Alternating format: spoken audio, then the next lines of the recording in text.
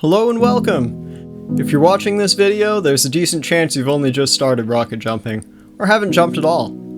Jump Academy servers are an excellent place to learn. From the jumpacademy.tf website, click on Servers, and then click on the Steam icon to join that server. TF2 will launch automatically and join. Look for one of the dedicated servers, and not Classic, because those are the older map.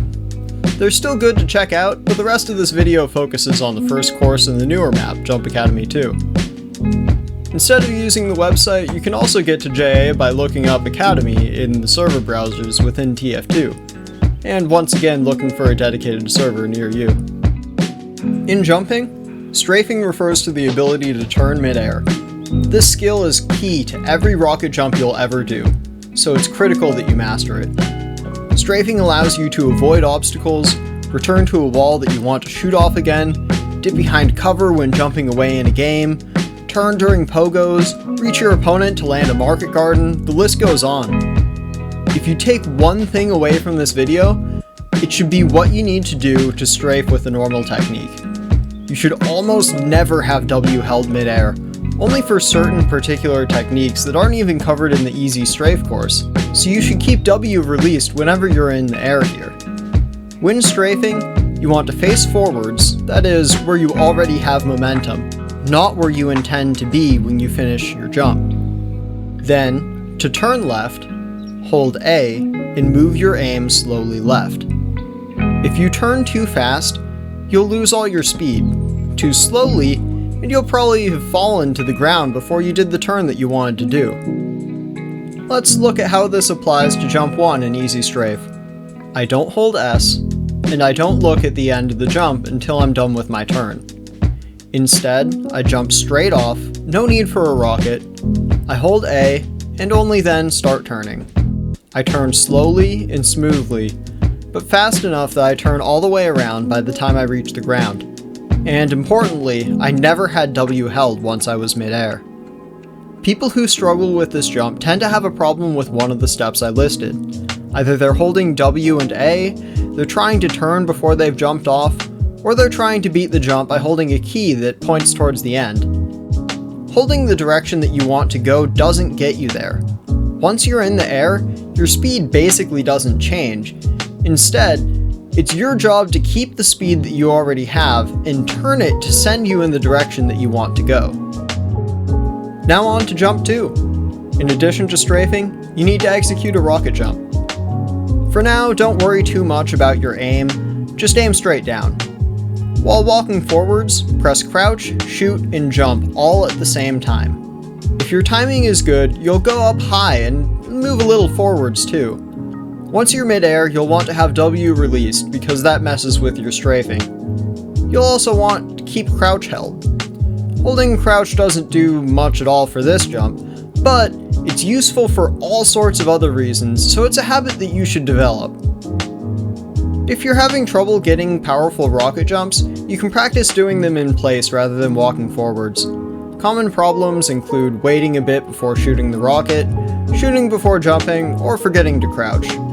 After doing the rocket jump, you just need to strafe to the left around the corner. Rather than looking towards the end as soon as you're mid-air, release W and hold A, and only then move your aim slowly until you've completed the turn. Jump 3 is the same as jump 2, but you're turning right instead of left. Hold D instead of A, but you'll still want to shoot straight down, release W, look forwards, and all those other nice things I mentioned. The distance is a little further than jump 2, but not by too much. Getting a reasonably powerful rocket jump, and having effective, correctly performed strafing are the two essential steps to beating and later mastering this jump, and indeed the entire course. In jump 4, similarly to jump 1, you jump off and strafe to the end. Here you need to avoid the obstacles on your way by turning left and right. Remember not to hold W. If you do, it'll take longer before you start turning in each direction. You may be able to turn right and avoid the first platform, but it will be very hard to turn left afterwards to avoid the second one. If you're not holding W and you're facing forwards, then the moment you start moving your mouse, you'll begin to turn. One note for this jump, it's possible to jump off at an angle and just strafe to the left to beat the jump, rather than strafing right, then left. I highly recommend that you go back and learn it by strafing in both directions, because changing the direction you strafe in midair is an important skill that you'll need later in the course, and this jump is an easy place to practice it. Jump 5 teaches you a little about the trade-offs between speed and height. It's possible to strafe around to the back without a rocket, but it's fairly hard and requires good strafing. If you do a rocket jump that sends you up really high, it'll still become really hard to make it to the end. Because you're falling very fast at the bottom, you have a narrow window to strafe to the platform.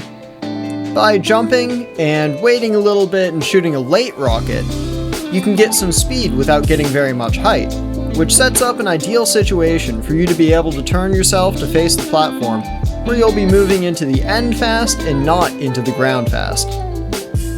I'm going to stress once more just how important it is to not hold W, and to be looking where you're moving rather than at the destination. It's very easy for people to get caught up looking at the platform that they want to get to, rather than to start by looking at the arrow that they're moving towards. In Jump 6, you need the ability to perform a powerful rocket jump. Like I mentioned earlier, this is done by pressing crouch, shoot, and jump all at the same time. If you crouch late, you go a little less high, but a newer player might not notice the difference, so play around with that timing. Shooting before jumping is a lot more noticeable. You barely go off the ground. A lot of the time, it feels like you're pressing things in the right order, but for whatever reason, it's not uncommon for you to be pressing the buttons out of sync. Maybe the keys come down slower, or your fingers aren't moving the way you think they are. Perhaps it's similar to how you'll find yourself holding W in places you thought you weren't. Once you're performing powerful rocket jumps, just strafe to land on the top platform. Jump 7 doesn't normally catch people off guard. It requires you to strafe in a wide turn to avoid the platforms as you go down. By holding A and turning your mouse in a fluid motion, you can avoid all the obstacles.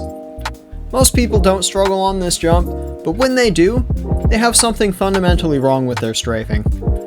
Either they can't stop holding W, they aren't looking forwards, or they can't keep a steady turn of the mouse at the correct pace to strafe.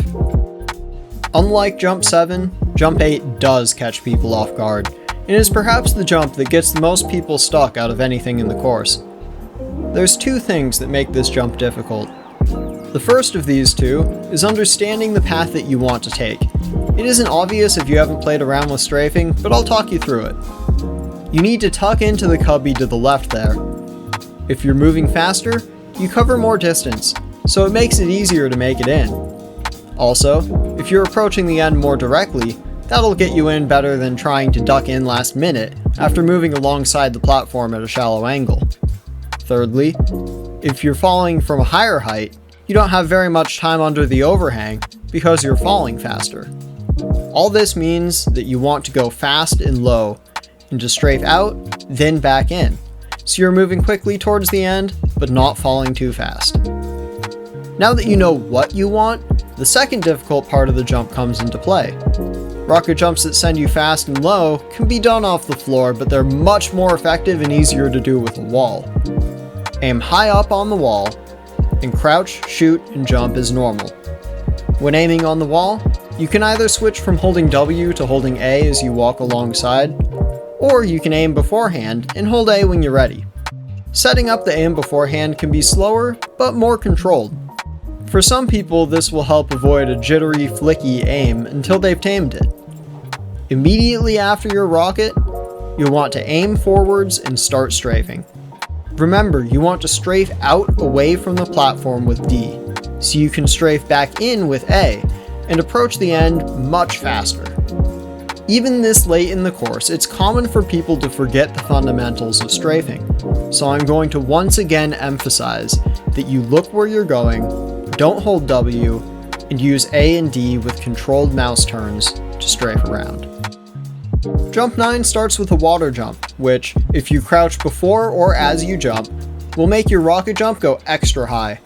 That way, you can go over the wall and strafe around to the platform beneath where you started. Remember what we learned from the last jump. We want to be moving fast towards the end when the overhang is no longer in your way, so make a wide turn that ends up carrying you right to the platform. Jump 10 uses a catapult that launches you towards the end of the course. To get there, you need to strafe back and forth to avoid the platforms while not losing too much speed in the process. You lose speed in strafing due to either over-strafing, that is, turning too quickly during a strafe, or by turning before you start pressing A or D when you turn. The speed at which you can turn your mouse changes based on how fast you're moving. This catapult launches you really fast, so you'll want to make slow, subtle strafes to get to the end. You might want to consider strafing out with D before doing anything else, like what you did in jumps 8 and 9. Careful that you remember to strafe back to the left at the end. You'll fall off and fail the jump if you don't. Hopefully now you feel confident approaching easy strafe. Let me know if you have any questions or issues. Thanks for watching, and have a great day.